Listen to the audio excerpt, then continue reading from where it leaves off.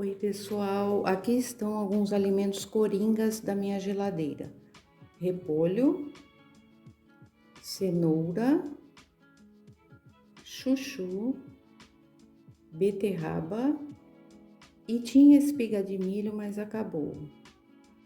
E a minha queridinha acelga, ela é muito versátil e dá para fazer muitos pratos com ela, tá? Mas não compre com furos, porque pode ter um morador.